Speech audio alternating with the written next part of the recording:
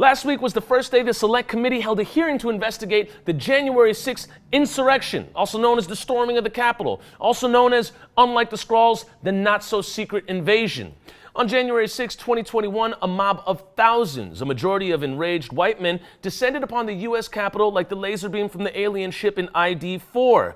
The hearing last week held 4 testimonies from police officers that engaged with the white race riot, the insurrectionists, and this is what they said.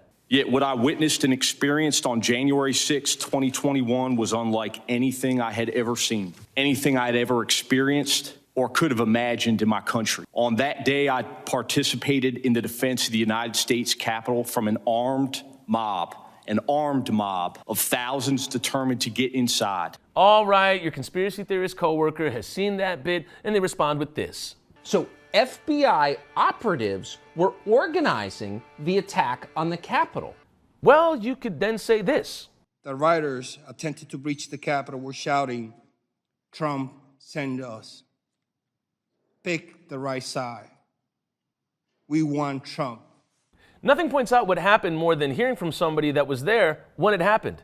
So then your racist coworker chimes in and says, okay, but how do you know that it was white supremacists? Well, then you show them this. I told them to just leave the Capitol, and in response they yelled, "No, man, this is our house. President Trump invited us here."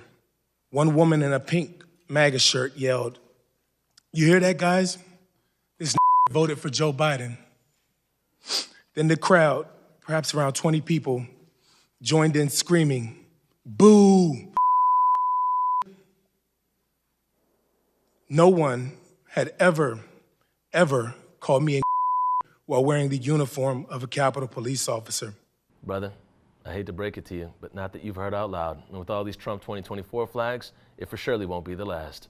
Interesting how he pointed out that he hasn't been called the N-word by anybody since he's worn a cop uniform up to that point. Like, the solution to not being called an N-word by white people is to become a cop and dress up as a police officer. Look how low we are stooped, even if you in a band, you still in.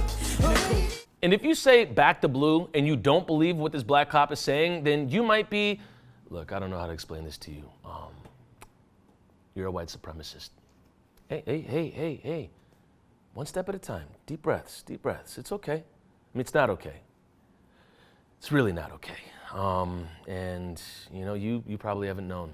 You probably haven't, but we did. We knew the whole time. No, it was even before I saw you with the Polaris jacket.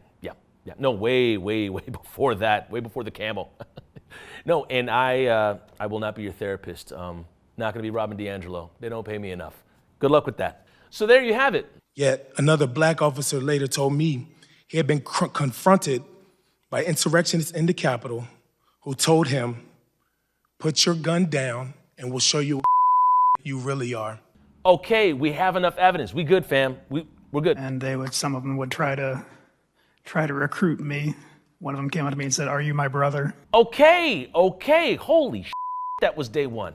And look, if a white man turns to you and asks you if you're his brother and he's not Hulk Hogan, then you're potentially more than likely being recruited into a white power gang. And that's all the evidence I need to see. If you need to see more, well, tune on in.